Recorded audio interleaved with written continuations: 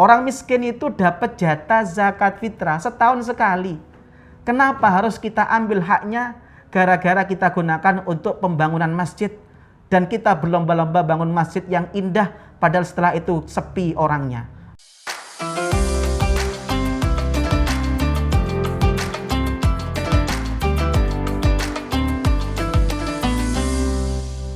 Assalamualaikum warahmatullahi wabarakatuh. Hari ini kita akan membahas tema tentang problematika zakat fitri. Dalam hadis menggunakan bahasa zakatul fitri, tapi di beberapa literatur fikih menggunakan zakat fitrah, dan ini yang paling banyak dipakai di Indonesia. Ulama ijma bahwasanya zakat fitri atau zakat fitrah itu wajib berdasarkan hadis riwayat Abu Dawud. Rasulullah SAW bersabda, "Faradha Rasulullah sallallahu alaihi wasallam zakatal fitri tuhratan lis-shaim minal lagwi war-rafath wa tu'matan lil masakin." Rasulullah SAW mewajibkan zakat fitri, tujuannya satu, membersihkan orang yang puasa dari perilaku-perilaku keji, dan yang kedua untuk memberi makan orang-orang fakir miskin. Maka hikmah dari zakat fitri itu kata ulama ada dua. Satu, membersihkan orang-orang yang puasa dari hal-hal yang tidak baik selama dia puasa. Makanya ulama mengatakan zakat fitri itu seperti fungsinya sujud sahwi. Sujud sahwi itu dalam sholat menyempurnakan kekurangan dalam sholat. Kalau ada yang kurang, ada yang kita lupakan, maka disempurnakan dengan sujud sahwi. Maka sama dengan itu adalah zakat fitri. Kita puasa kadang-kadang juz buah kita lebih banyak dibandingkan juz Quran kita. Kita puasa kadang-kadang maksiat masih jalan. Kekurangan-kekurangan di dalam kita menjalankan puasa Ramadan ini yang kemudian disempurnakan, ditambal dengan zakat fitri. Makanya ada satu hadis, puasa kita tidak akan bisa sampai ke langit sebelum zakat fitri kita kemudian ditunaikan. Para pemirsa NU Online, ada beberapa hal yang ingin kita bahas. Yang pertama adalah syarat wajib zakat fitri. Yang pertama adalah muslim, yang kedua mampu. Dan mampu di sini kalau ikut mazhab Syafi'i adalah memiliki kelebihan makanan pokok untuk dirinya dan keluarganya selama hari raya sehari semalam. Makanya untuk zakat fitri, orang yang kaya wajib, orang miskin juga bisa wajib. Karena semiskin-miskinnya orang Surabaya, semiskin-miskinnya orang Indonesia, dia pasti punya makanan pokok sehari semalam. Makanya semuanya bisa wajib. Yang kedua adalah punya sebab. Sebab zakat fitri itu kalau madhab Syafi'i adalah idraku juz'in min Ramadan wa idraku juz'in min Syawal. Nututi satu bagian Ramadan dan nututi satu bagian dari bulan Syawal. Maka orang yang masuk Islam tanggal 29 Ramadan, dia wajib zakat fitri karena dia nututi Ramadan dan dia nututi Syawal. Tapi kalau dia masuk Islamnya malam hari raya jam 8 malam, maka dia tidak wajib zakat fitri karena dia tidak nututi bagian Ramadan dalam kondisi muslim. Anak yang baru lahir, ketika dia lahir tanggal 29 Ramadan, maka dia wajib meskipun nututi Ramadan cuma 1 jam. Sebaliknya, anak yang lahir setelah maghrib malam hari raya, dia tidak wajib untuk membayar zakat fitri karena dia tidak nututi dalam kondisi Ramadan. Yang ketiga, begitu juga orang meninggal. Orang yang meninggal tanggal 29, dia tidak wajib untuk membayar zakat fitri karena dia tidak nututi Syawal, hanya nututi Ramadan. Sebaliknya, orang yang meninggal malam hari raya jam 8 malam, dia wajib karena dia nututi Syawal meskipun 1 jam 2 jam dan dia nututi di bulan Ramadan. Para jamaah yang saya hormati, waktu pembayaran zakat fitri di kita kalau ikut mazhab Syafi'i, waktu untuk membayar zakat fitri itu bisa dimulai tanggal 1 Ramadan. Biasanya masyarakat kita membayar zakat fitri tanggal 20 ke atas. Ketentuan zakat fitri ini bisa kita baca minimal dalam 2 hadis. Yang pertama adalah hadis riwayat Bukhari Muslim. Faradha Rasulullah SAW zakatal fitri so'an min tamrin aw so'an min sya'irin al abdi wal hur wal dzakar wal untha was saghir wal kabir minal muslimin. Rasulullah SAW mewajibkan zakat fitri itu ukurannya 1 sok. Yang kedua adalah dari kurma dan dari gandum. Dalam hadis riwayat yang lain, riwayat Nasa'i dikatakan kanan nas yukhrijuna an shadaqatil fitri fi ahdin nabi so'an min syair au tamrin au sultin au zabibin. Di hadis ini disebutkan ukurannya zakat fitri itu 1 sok. Yang kedua yang disebutkan ada 4, yaitu gandum, kurma, dan kismis, dan yang kedua adalah jelai. Dari 2 hadis itu ulama berbeda pendapat. Pendapat mayoritas ulama memahami hadis tersebut kewajiban zakat fitrah adalah dari makanan pokok. Karena ulama memahami gandum, kurma, dan lain sebagainya yang disebutkan dalam hadis itu adalah makanan pokok. Maka bagi kita orang Indonesia, zakatnya tidak harus pakai kurma, tidak harus pakai jelai, tidak harus pakai kismis. Tapi orang Indonesia karena makanan pokoknya adalah beras, adalah nasi, maka zakatnya pakai beras. Karena itulah Imam Nawawi mengatakan kalau kita ikut pendapat yang mengatakan zakat fitri atau zakat fitrah itu menggunakan makanan pokok, maka harus berupa biji-bijian. Tidak boleh dalam bentuk roti ataupun tepung. Yang kedua, biji-bijian tersebut harus berupa biji-bijian yang selamat dari cacat. Tidak kemudian ada ngengatnya atau basah, yang sekiranya selamat dan layak disimpan dan bisa dijadikan makanan pokok. Maka ada sering pertanyaan muncul, apakah zakat fitri saya harus sama dengan beras yang saya konsumsi? Contoh, saya konsumsi beras kualitas A, kualitas super. Apakah saya wajib zakat dengan beras yang sama, merek yang sama? Maka jawabannya adalah tidak wajib. Karena yang wajib adalah zakat yang kita bayar, yang penting selamat dari cacat dan layak dikonsumsi, layak disimpan. Meskipun yang lebih baik adalah kalau kita makannya yang kualitas super, ya zakat fitrah kita yang kualitas super. Sebaliknya, ada orang yang biasa makan beras jatah, yang berasnya kuning, yang berasnya kadang-kadang ada hewan-hewan ngengatnya. Meskipun itu yang dikonsumsi tiap hari, dia tidak boleh bayar zakat fitrah pakai itu.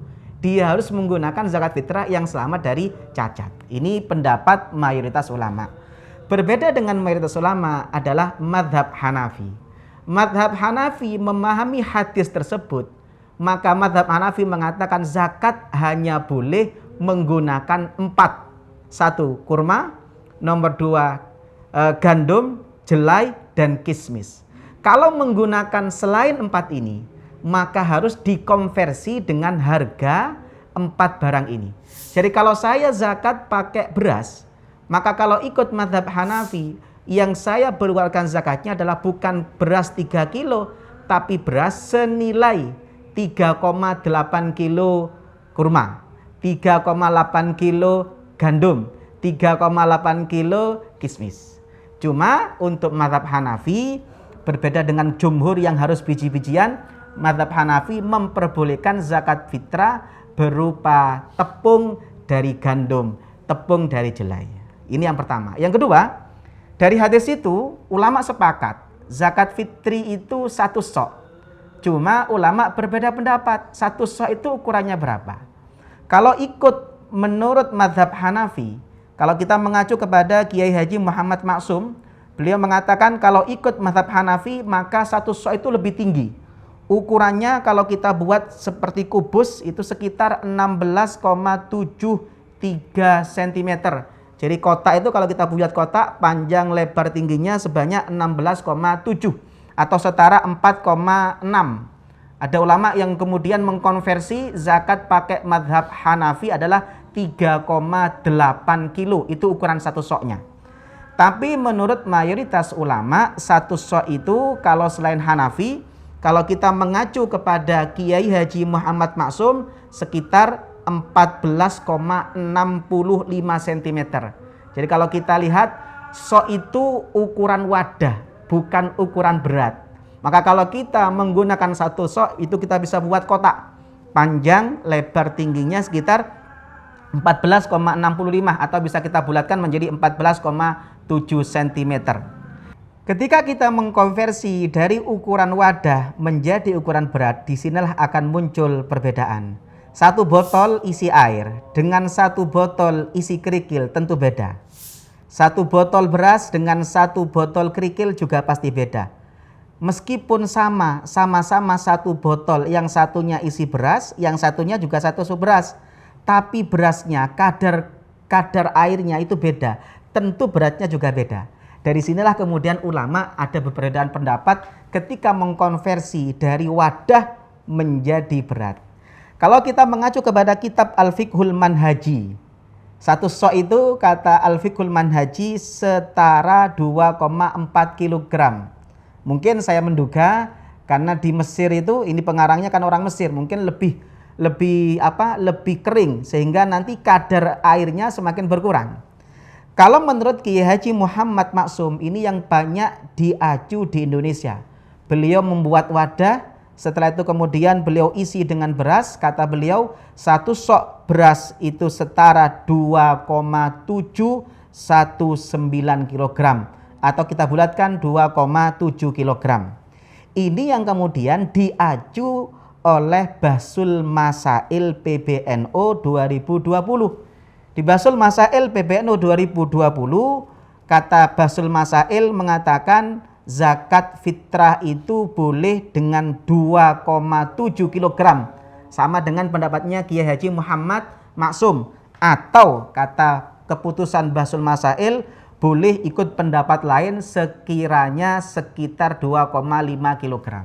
Ada yang menarik, ada perbedaan pendapat nanti antara PWNU Jatim dengan PBNU.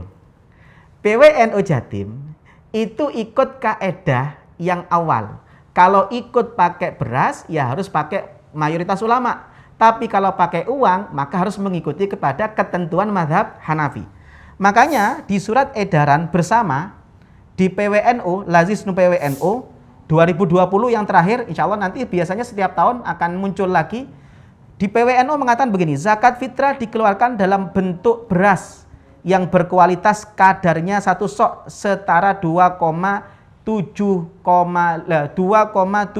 kg. Tapi bagi orang yang ikut menggunakan zakat pakai uang, PWNU mengatakan harus mengacu ke mazhab Hanafi, yaitu satu soknya 3,8 kg dan harus menggunakan kurma, jelai, gandum ataupun anggur kismis. Makanya PWNU kemudian membuat list. Satu, ini tahun 2020, nanti 2025 pasti berubah. Di PWNU itu mengatakan kalau menggunakan kurma ajwa tahun 2020 itu per orang sekitar 1,1 juta zakat fitrahnya, lebih tinggi karena mengacu ke Hanafi. Paling murah kalau menggunakan kurma itu kurma kholas sekitar 171 per orang. Kalau menggunakan anggur, harga paling rendah kismis kecil itu sekitar 380.000. Jadi kalau PWNU tidak boleh zakat pakai uang tapi mengacu kepada 3 kg beras, harus mengacu kepada mazhab Hanafi. Yang paling murah PWNU adalah pakai gandum. Karena kalau gandum mazhab Hanafi boleh pakai setengah sok.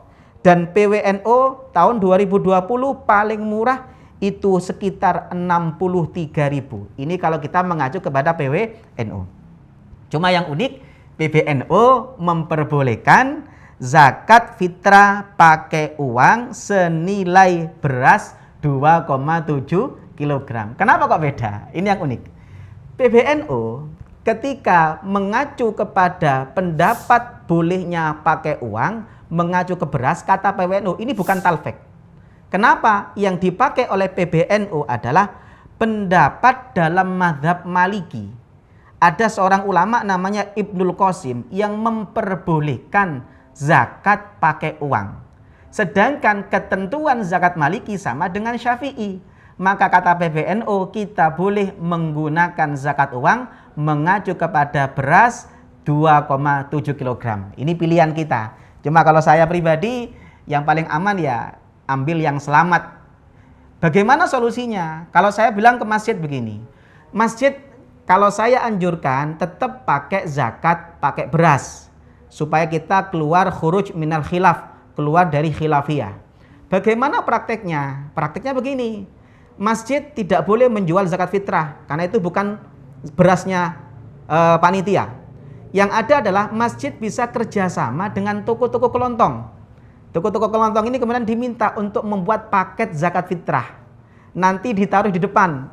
Ketika ada orang datang membawa uang, maka dia diarahkan untuk membeli beras yang sudah takaran zakat fitrah di depan masjid. Karena nggak boleh transaksi jual beli di dalam masjid.